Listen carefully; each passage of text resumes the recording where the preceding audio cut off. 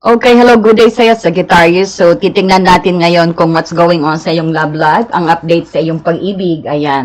So, magki-cleanse lang po tayo, pwede nyo po itong laktawan, no? Kung sensitive kayo sa sounds, sa malakas na sounds, i-ano nyo na lang po, no? Hinaan nyo. Okay, thank you, Father. Thank you, Jesus Christ, to guide us. This is the clearness space for the God. Ayan po.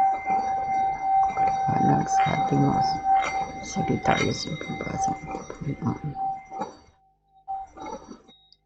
Linisin mo po ang espasyo. Protektahan po ako. Protektahan mo po ang aking mga Amen. Ayan. So, malinis lang ang ating space. So, titingnan natin what's going on sa iyong love life, no? At kung anong energy mo, energy ng persons. This is Sagittarius Collective Reading. Timeless po ito. Babae ka man, lalaki, tomboy, or bakla. You're welcome here sa Happy Angel Reading. Ayan. So, Sagittarius, kumusta ka na? Namiss kita. Tagal kong di nakapag-upload. So, sana po napanood nyo na rin ang, ang inyong June reading. Tapos na rin po yun. So, ito parang bonus nyo po, no? But this is a collective timeless reading. Pa-support naman po ng Happy Angel Reading by liking and subscribing po. Pa-hype na rin po sa inyong mga cellphone. At i-share nyo na rin po. Marami pong salamat. Oh, what's this? Self-indulgence. Oh, mayroong, parang self-worth, value, time to heal. Parang ano ka, no? You're healing for something na nasaktan ka. Nakapokus ka. Parang hindi ka nakapokus ngayon sa sa relationship. Parang you're focusing on your self-love. Yan ang energy mo, which is maganda, no? Tell us more sweet. Shock, pero may sudden changes dyan. Hindi ka may stuck dyan. Kumbaga, yes, you're valuing at nagpapagaling ka pa sa heartache na yan, sa broken hearted na yan, sa sakit na nararamdaman mo, pero asahan mo sa love life mo, may mabilis na pagbabago. Makaka-receive kayo ng isang surprise at news regarding sa, regarding sa persons mo rin siguro, o ito yung sa persons on your mind na gustong-gusto mong makipag-connect. Asahan mo na masusurprise ka, no? At may pagbabagong mangyayari. At makaka-receive ka ng parang shocking news, no? Ayan, masya-shock ka raw. Love, ayan. So, itong darating sa'yo. Itong shocking news na hindi mo alam na yung self-love na yan, yung nag-focus ka sa sarili mo, saka may darating. It's either na madarating ang inyong pag-ibig, no? Itong transformations na yan, it's all talagang sigurado na it's about your relationship or it's about your love. Ito rin yung sinasabi na talagang nakapokus ka sa sarili mo, no? So, ganyan ang universe pag nakikita na you're valuing yourself, na nakapokus ka sa self-love mo.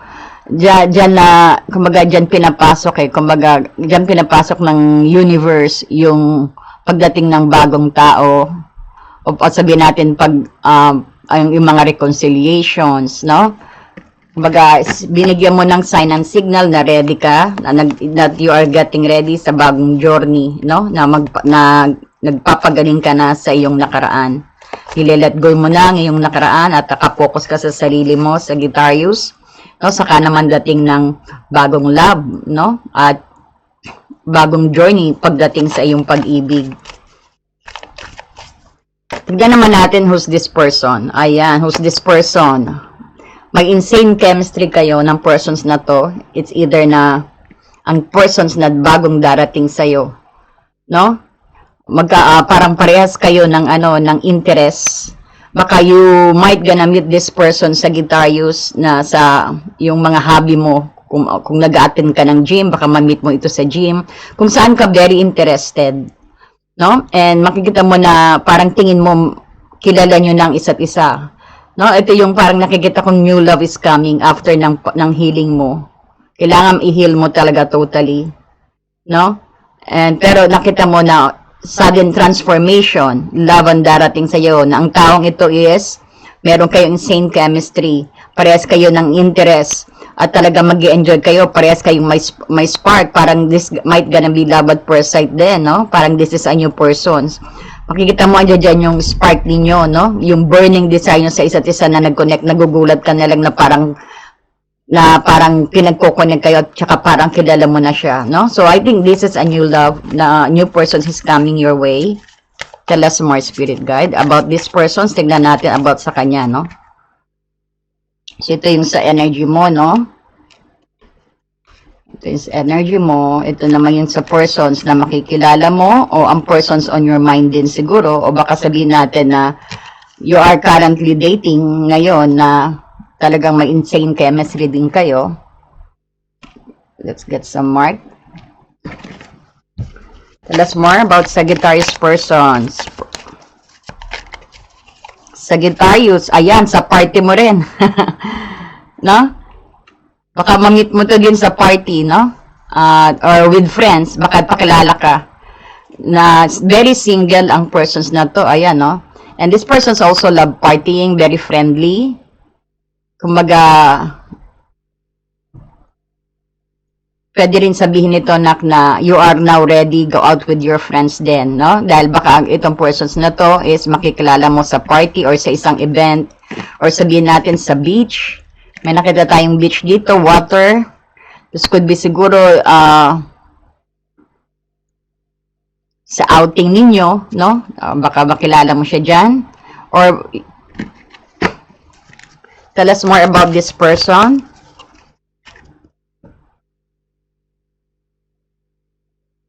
Nakaranas din ang persons na to ng isang ng one-sided love. Parang he's been also from sabihin natin broken heart, pero mas nauna siyang nag-heal sa iyo. Ikaw pa heal. Parang you are both healer to each other. Nakita natin. Baka ito yung patuloy na mag-heal sa iyo, ang persons na to. So siya rin nanggaling siya sa isang narcissist na nanggaling siya sa narcissist na sabihin natin na relationship, no? Ayan, so let's see.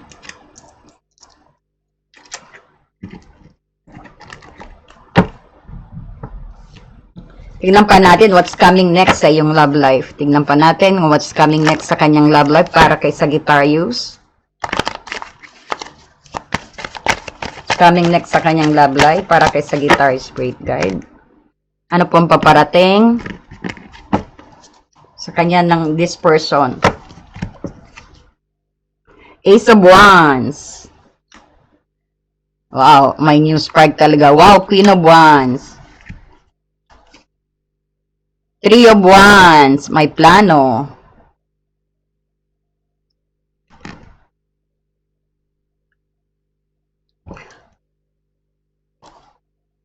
King of Cups. Wow, the Sun. So, what's coming next sa yung love life, Sagittarius din?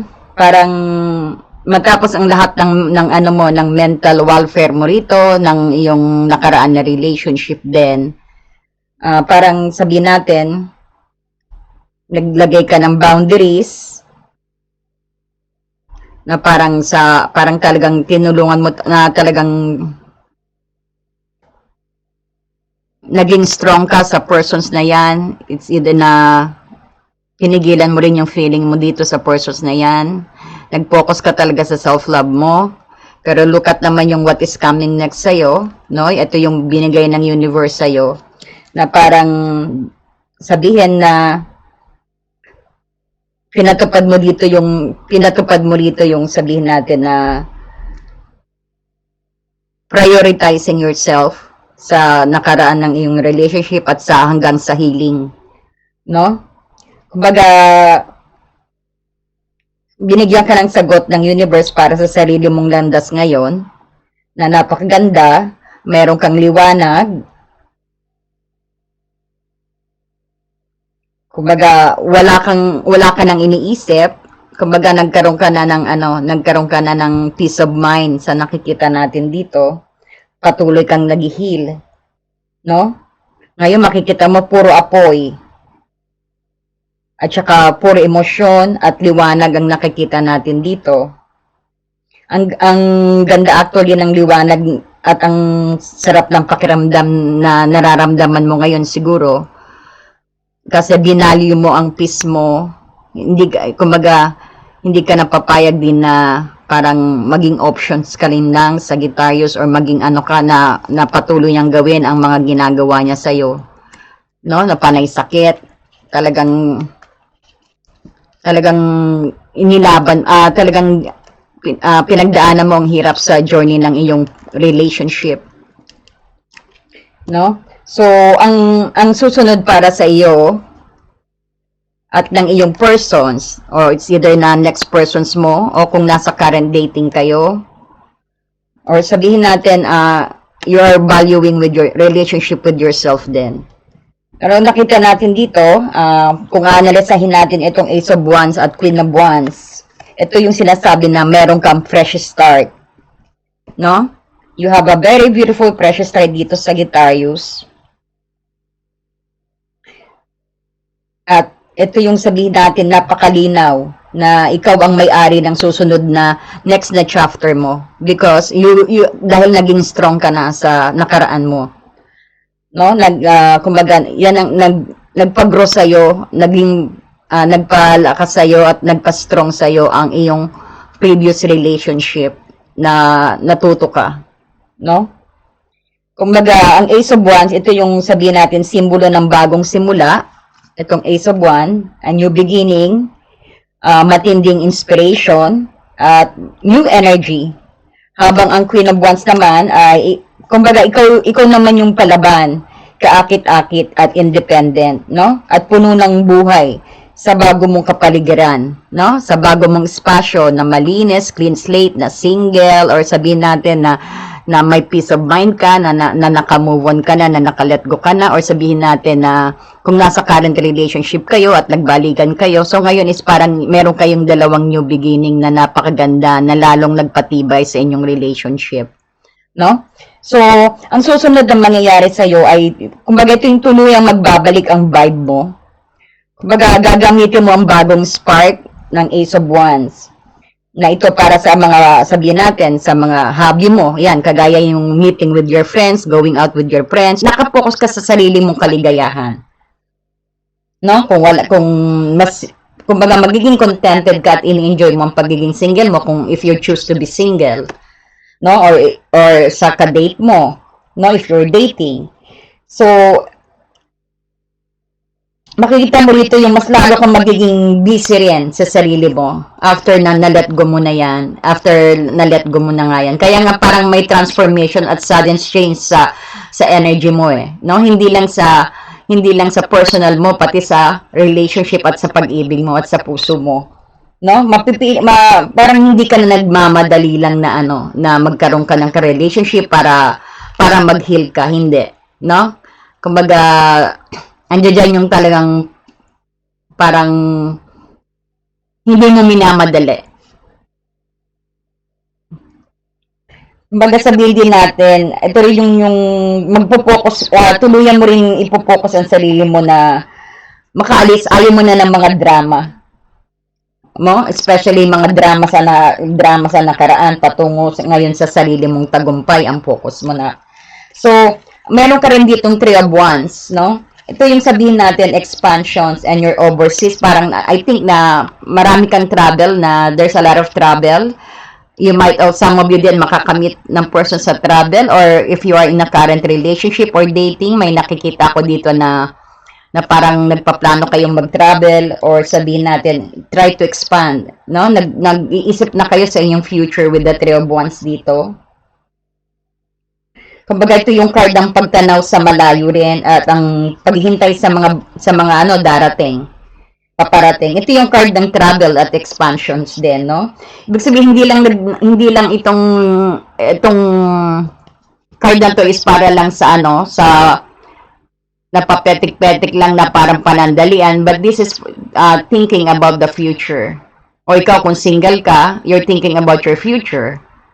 No, kung nasa current relationship, kayo ng persons mo is ano na, kumbaga, hindi lang yung para sa ngayon, hindi lang ano, no, kumbaga nag-iisip na kayo kung anong plano nyo, no? So nakikita natin din dito, lalong pinagpapatibay ng barahang ito yung mga plano ninyo, ang susunod na kabanata, no? Ito yung magdadala sa iyo sa labas ng iyong spasyo din, no? So you might be also planning to travel alone, no? Basta nakita ko mayroong travel na mangyayari dito eh, no? And then ang susunod na kabanata mo rin ay ito yung magdadala sa iyo ng new fresh start din. Na talagang lalong mag-brings ng healing sa iyo, no? Bukod din ito sa sabihin natin sa physical na travel, ito rin yung ipinapakita rin nito yung isip mo na nakatingin ka na sa future option, Sagittarius, no? Ibig sabihin, lumalawak ang mundo mo habang ang sa kanya naman, sa persons mo, sa iyong mga ex, kumbaga is napakaliit, very limitado, no? Kumbaga, baka yung ex mo baka nakakaranas ng matinding karmic, no? So, kung anong rise mo, siya naman ang baba. The universe doing something na hindi naman revenge, ibig sabihin, kailangan din niyang matuto, no? So, tanda mo, once na ikaw yung nag-glow, nawawala na siya sa spasyo mo, no? Saka siya makakaramdam ng parang bigat sa sarili, realizing your worth din, no? Andiyan dyan napapasok sa persons mo ang panghihinayang, ang guilty, ang sadness. So, tanda mo, yung past relationship mo is part of your journey yan para nga makatulong sa growth mo. Look at mo naman sa transformations mo at para i-align ka sa talagang persons na para sa'yo, no? So, kung makikita mo rin dito, meron kang King of Cups. So, ang King of Cups, ito yung emotional healing na talaga, no? Ito yung ultimate freedom. So, narito pa rin ang King of Cups na sabihin natin na nagpapakita na ang pagmamahal, respect at emotion ay mananatili sa background. No? Pero, sa pagkakataong ito, kasama nindon ito ng Sun, ito yung pinakamagandang baraha sa buong deck. Ang susunod na kahinat na ng connections na ito ay ang ng persons mo or ng kadate mo, o sabihin natin, ang next na journey mo, no? Napakaganda. Kalinawan at happiness. Kumbaga, kung single ka man or nasa current relationship ka or you're dating, no? Or you're waiting for someone o kakareconcile nyo lang, no? Napakaganda ng inyong kumbaga,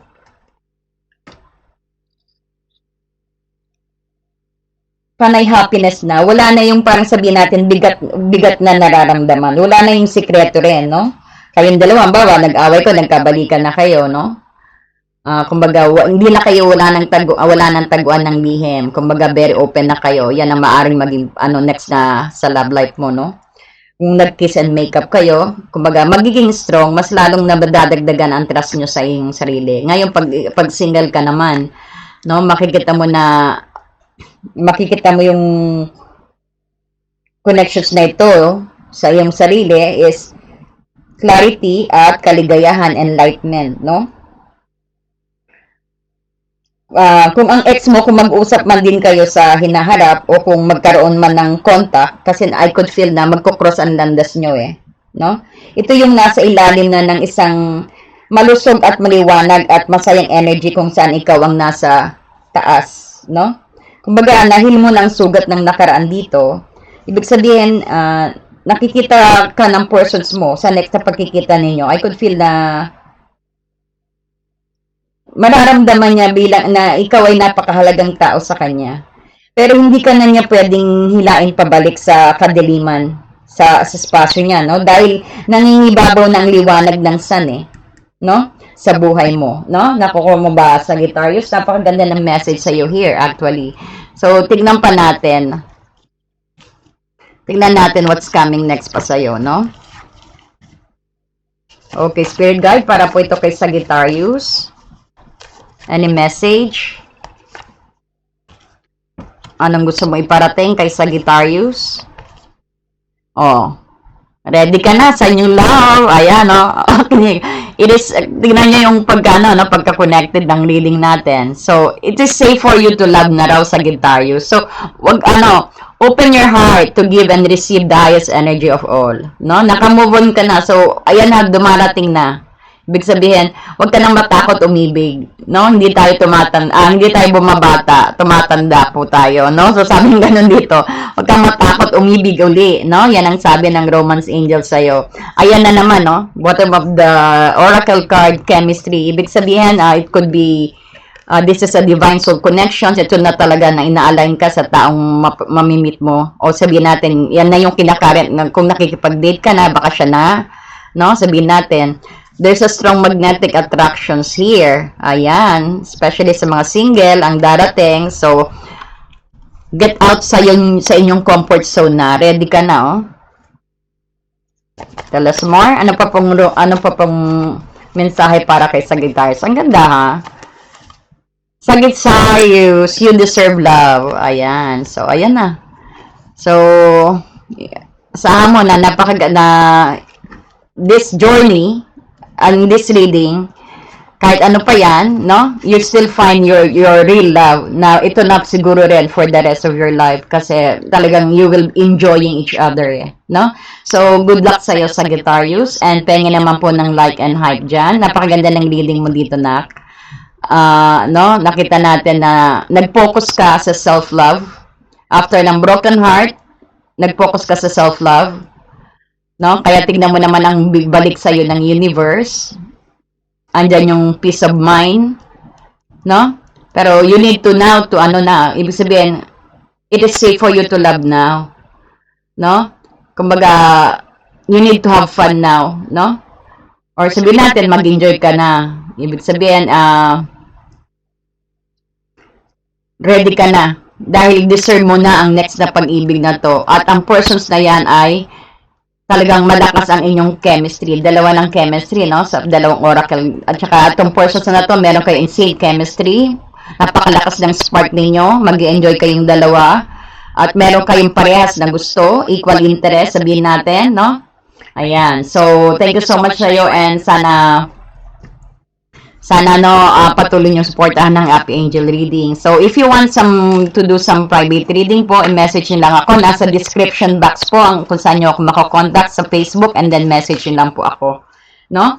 So, tingnan bibigyan kita kung saan ka dapat din mag-focus. Ito yung gustong ipaalam sa'yo ng souls mo, no? So, this is a very beautiful message para sa'yo, reminder sa'yo kung saan ka rin dapat mag-focus. Ayan, ang sabi rito, am I focused on what I am losing or gaining? Tanungin mo rin yung sarili mo. Nakapokus ka ba kung sa nawala o sa tubo? Sabihin natin sa gain, no? O kung saan positive, nakado ka ba sa minus o sa plus? Saan ka ba nakapokus? Parang ganon. No, itong mensahe sa'yo. Are you going through some change? Ang sinasabi dito, dumadaan ka ba ngayon sa pagbabago? Natatakot ka ba na i-let go because of what you might lose? No? What if you shifted your focus from what you might lose to what you might gain? No? Some of you din siguro na hindi pa makamove on na Sagittarius, no? Ang sinasabi rito, saan ka ba nakapokus? No? Sa nawala ba o sa paparating o sa future o sa hinaharap? No, natatakot ka ba i-let go ang iyong nakaraan? Natatakot ka ba i-let go? Dahil nga natatakot ka na mawala. Parang gano'n, no? If you shifted your focus for what you might lose to what you might gain. Kapag nakapokus ka, kung nakapokus ka sa kung ano yung minus, sa tingin mong mawawala sa'yo, bakit hindi mo i-shift ang focus mo sa paparating? At kung anong ang magandang kalalabasan, no? Yung inasabi sa'yo, try to be more positive. Huwag kang matakot na i-let go ang bagay. Huwag kang mag-focus sa minus, mag-focus ka sa plus, no? Yung sa tubo, sa gain, sa profit, no? instead na mag-focus ka dyan sa ano sa panghihinayang dyan sa persons na yan na hindi mo ma-let go na iniisip mo na baka wala nang darating sa no, parang ganon din ang pinapaliwanag nito. So always remember, if you shift your focus for what you might lose to what you might gain, and ending are actually new beginning. So, tatandaan mo rin na ang katapusan, ito ay may panibagong beginning para sa'yo. No? So, today, make a list of all the things you will gain from the change you are going through.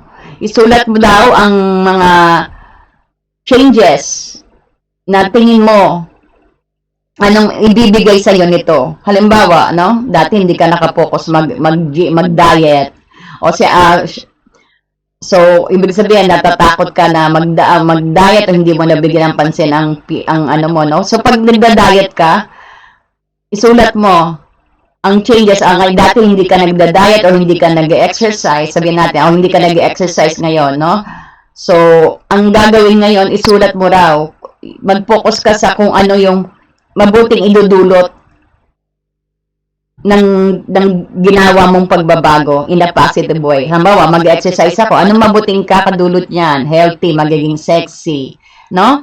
Parang, dati, sabihin natin na hindi ka natutulog ng maaga. Ngayon, matutulog ka na ng maaga. Ano magandang kahinat na niyan? Parang ganon. Yan po ang pinapagawa sa inyo. No? Make a journal on that.